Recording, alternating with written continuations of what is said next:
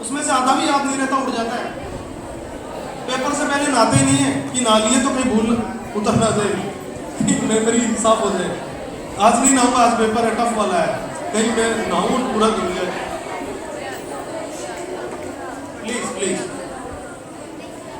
तो मैंने इसको पकड़ा कि मुझे चीजें याद क्यों नहीं रहती। तो मुझे उस जमाने में एक बुक मिली लाइब्रेरी में।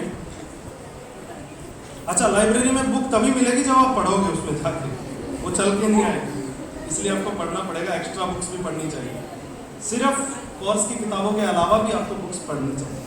तो मेरे को एक्स्ट्रा पढ़ने का शौक था, तो मैंने पढ़ा उसमें कि सिर्फ पढ़ने के एक ही तरीका नहीं है, रट्टा मार रहे रट्टा माइटोकॉन्ड्रिया आत्मघाती थ्योरी, सुसाइडल थ्योरी, ऐसे नहीं चलेगा, ऐसे नहीं चलेगा। चीजों को कल्पना के साथ जोड़िए। मैंने ब्रेन मैप बनाए, पूरे सिलेबस के ब्रेन मैप बना दिए। तुकबंदियां होती है ना, तुकबंदी, जैसे नक्शे में उतार लिया चीजों को, शॉर्टकट बना लिए, सूत्र बना लिए।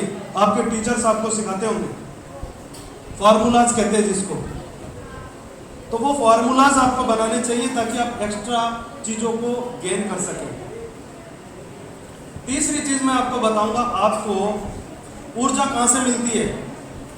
मैंने आपको, आपका तो सबका कैमरा पे ध्यान है, और मैंने आपको ये कहा था कि प्लीज आप मुझे अपनी अनवेव्ड अवेयरनेस दे दीजिए। मुझे आपकी अवेयरनेस चाहिए अगर आप मुझसे सुनना चाहते हैं, नहीं तो मेरे विचार मेरे पास पड़े बहुत सारे, ठीक है। तो बोलूं आगे।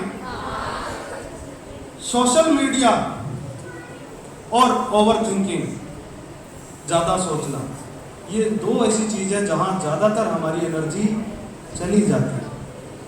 ये इसलिए बोला क्योंकि ये चीजें सोशल मीडिया पे जाएगी, और तो हम क्यों रिकॉर्ड करते हैं कोई चीज को, हम रिकॉर्ड क्यों करते हैं, खुद की याद के लिए, दूसरों को याद दिलाने के लिए, दोनों ही बातें। तो हमारी ये दो चीजों से भी आपको कंट्रोल करना है। मैं ये नहीं कहता हूं बंद कर दो, लेकिन आप एज ए स्टूडेंट इसको कम से कम कर लीजिए। क्योंकि मेरा जब तीसरी बार सिलेक्शन नहीं हुआ था, तीसरी बार, तो मैं हर बार एक चीज छोड़ता जा रहा था अपने जीवन से। तो मैं बहुत पवित्र हो गया था जब मेरा सिलेक्शन हुआ था, बहुत सारी चीजें, फालतू की चीजें मैं छोड़ चुका था। तो तब मैंने ये सोशल मीडिया नहीं, उस टाइम में ये चलता था ऑरकुट, आपने नाम नहीं सुना होगा, ऑरकुट चलता था सोशल मीडिया, ऑरकुट छोड़ दिया था उस टाइम में, और फेसबुक छोड़ दिया। तो आपको ये चीजें भी छोड़नी है। फिटनेस के बारे में मैं आपको बता रहा था कि जो हम भोजन करते हैं उससे हमारी ऊर्जा शरीर में बनती है, उसी से हम पढ़ते हैं। तो पढ़ाई के दौरान कई बार हम ज़्यादा भोजन कर लेते हैं तो एक्सेस ऊर्जा आ जाती है, ज़्यादा ऊर्जा आ जाती है। उस ऊर्जा को हमारा डाइजेस्टिव सिस्टम पचा नहीं पाता और हमें नींद आने लगती है। और कुछ तो पढ़ाई के टाइम ज़्यादा नींद आती है क्योंकि वो रुचिकर नहीं होता, क्योंकि हमारा सब्जेक्ट तो खेलकूद है, टीवी देखना है, मोबाइल देखना है, तो हमारा सब्जेक्ट नहीं होता ना पढ़ाई, तो हमें नींद आने लग जाती है। तो एक तो आप अपने सब्जेक्ट को रुचिकर बनाओ, एक हल्का भोजन लो और एक्सरसाइज खूब करो। एक्सरसाइज अब बच्चियाँ कैसे करें, बच्चियाँ योगा कर सकती हैं, एरोबिक्स कर सकते हो, स्ट्रेचिंग एक्सरसाइज है। मोबाइल ज़्यादा चलाते हैं या पढ़ाई बुक को लेकर यूँ ज़्यादा पढ़ते हैं तो हमारी कंधे वाली कई बार ये वाली, आप में से किसी की पेन करती है, प्लीज़ बताएं, हाथ खड़ा कीजिए। कई बार मोबाइल या एक पोस्चर में बैठने से ये दो कंधे यहाँ पर आपके पेन होता है। हाँ, मोस्ट ऑफ द पीपल आजकल ये एक बहुत बड़ी प्रॉब्लम है। इसकी हल्की एक्सरसाइज है, दोनों हाथों को यूँ रखिए, देखिए, और इसको क्लॉकवाइज घुमाना है, यूँ पूरा क्लॉकवाइज।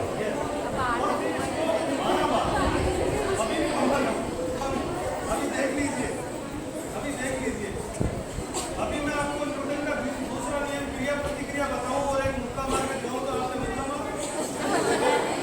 क्रिया प्रतिक्रिया तो कर दिया, समझ लीजिए, घर जाके कर देना। तो एक बार आप 12 बार क्लॉकवाइज और 12 बार एंटी क्लॉकवाइज करना, तो आपको बहुत फर्क पड़ेगा और आपका पढ़ाई में ज़्यादा मन लगेगा।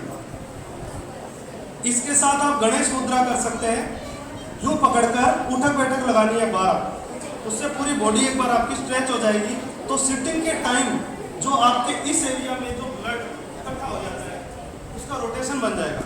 तो मैं चाहूँगा कि दोनों एक्सरसाइज आप जॉइंट करके करें, बहुत ज़बरदस्त रिजल्ट आएंगे। और ये जो आप स्ट्रेचिंग करेंगे ये भी कर सकते हैं।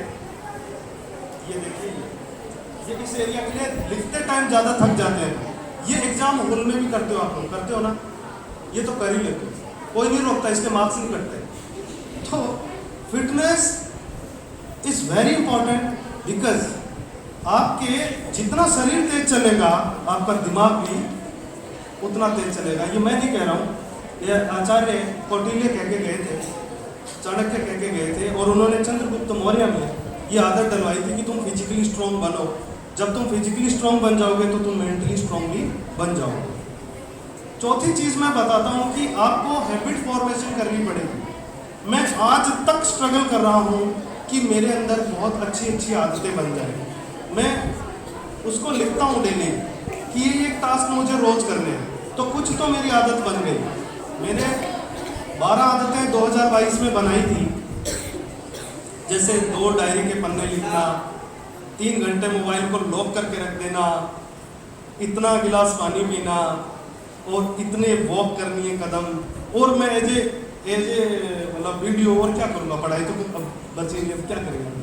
फिर भी मैंने 2 पन्ने डेली के नोट कर रखे हैं कि मैं 2 पन्ने तो पढ़ूंगा, चाहे अखबार पढ़ूँ, मतलब ऑफिस के काम के अलावा। तो आपकी हैबिट्स आपको बनाती हैं। कैसे? ऐसे कहते हैं कि मेहनत को ही अपनी आदत बना लो। जब मेहनत आदत बन जाएगी तब सफलता आपका मुकद्दर बन जाएगी। अब मेहनत कैसे करनी है? आपको आप पढ़ते पढ़ते थक गए, याद कर लिया बहुत कुछ, अब थक गए, और थकने के बाद क्या करें? लिखना शुरू कर दें। तो मैं क्या करता था, 55 मिनट, बाद में मैंने इसको 50 मिनट कर लिया था। पहले 55 मिनट था, बाद में मैं खुद को रिवार्ड करने लग गया, खुद को इनाम देता था। 50 मिनट पढ़ता था, 10 मिनट में चलता था, या म्यूजिक सुनता था, या योगा कर लेता था, स्ट्रेचिंग कर लेता था, या कुछ नहीं करता था, मौन बैठ जाता था। उसके बाद पोमोडोरो टेक्निक है, ये जापान में काम में ली जाती है। 50 मिनट पढ़ो, 10 मिनट खुद को इनाम दो, 50 मिनट पढ़ो, 10 मिनट खुद को इनाम दो। तो ये प्रैक्टिकल बातें, ये करते करते मैंने 16 घंटे पढ़ाई करी। हो सकता है आप में से कुछ लोग कहें कि ये तो फेंक रहे हैं या झूठ बोल रहे हैं। नहीं, ये मेरे विचार हैं, ये मेरा अनुभव है। आप इसे माने या ना माने, आप मेरी स्थिति में जब आएंगे, जब आपका कॉलेज पूरा हो जाएगा और जब आप कंपटीशन की तैयारी करेंगे, बहुत सारे लोग रीट का एग्जाम देते हैं, कुछ आईआईटी का देंगे, पीएमटी देंगे, नीट देंगे, तब आपको पता चलेगा कि 16 घंटे तो बहुत छोटे हैं, कम है। कंपटीशन इतना है आज के युग में, हर कोई अपने बच्चों को ऊंची जगह पहुंचाना चाहता है। उसमें आपको ये भी तय करना पड़ेगा कि आपकी हॉबी किस क्षेत्र में है। मेरी वाइफ को मैंने 6 साल तैयारी करवाई कंपटीशन की। मैं कहता रहता था कि आप बन सकते हो, कुछ भी कर सकते हो। महारानी कॉलेज से गोल्ड मेडलिस्ट थी इकोनॉमिक्स में, तो वो कहती थी हाँ मुझे बनना है। पर एक दिन उन्हें लगा, उन्हें कहीं से महसूस हुआ कि नहीं, वो सरकारी नौकरी के लिए नहीं बनी। उनकी हॉबी तो मेहंदी है। उन्होंने कहा अरे इतनी पढ़ाई करके मेहंदी करोगी? तो जब मैं आता था, मेरे ऑफिस के जो ब्लैंक पेपर होते थे उन पर मेहंदियाँ बनी मिलती थी। 1 महीना, 2 महीना, 3 महीना मैंने देखा, तो बहुत अच्छी मेहंदी आर्टिस्ट है। मैं कहीं एक आर्टिस्ट को तो नहीं मार रहा। तो मैंने कहा आप क्लैरिटी से बताओ कि आपको किधर जाना है। बोले मुझे ब्यूटी के फील्ड में जाना है। तो मैंने कहा फिर दिक्कत कहाँ थी? पहले इतने साल क्यों खराब किया? पहले ब्यूटी कर लेते। कि मुझे क्लियर ही नहीं था मुझे क्या करना है। जैसे आपको क्लियर नहीं था, तो मेरे को तो 3 साल में क्लियर हो गया। तो मुझे नहीं हुआ ना।